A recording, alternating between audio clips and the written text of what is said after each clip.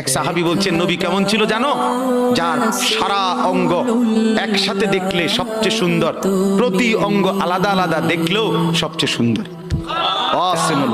আরেকজনকে বলছে, আপনি বলেন তো। আরেক সাহাবী বলছে, আমি বলি যে নবী ছিলেন এমন যাকে একবার দেখলে আবার দেখতে মন চায়, দ্বিতীয়বার দেখলে প্রথমবারের চাইতে আরো সুন্দর মনে হয়, যত তারে দেখি তত সুন্দরই লাগে।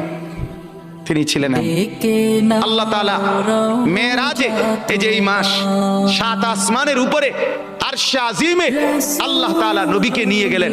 যখন আরশের উপরে আল্লাহ তাআলা রাসূল সাল্লাল্লাহু আলাইহি সাল্লামকে দাঁড় করাইলেন, এইবার আল্লাহ বললেন, বন্ধু কোনানে আনছি জানেন? আপনি জানেন কোথায় আনছি আপনারে?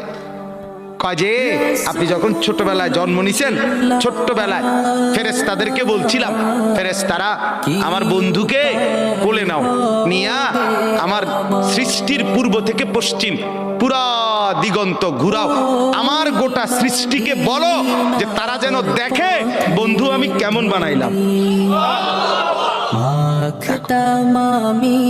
এক আসমান দেখো, জমিন দেখো, বন্ধু আমি কেমন বানাইলাম। নাক দেখো, চোখ দেখো, ঠোঁট দেখো, মুখের চাহনি দেখো, চেহারার রং দেখো, চোখের পলক দেখো।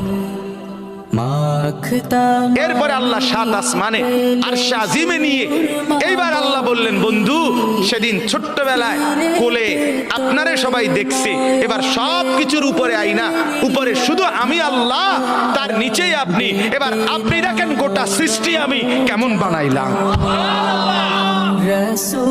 ওই সময় ওরা দেখছে, এখন আপনি দেখেন, আপনি দেখেন।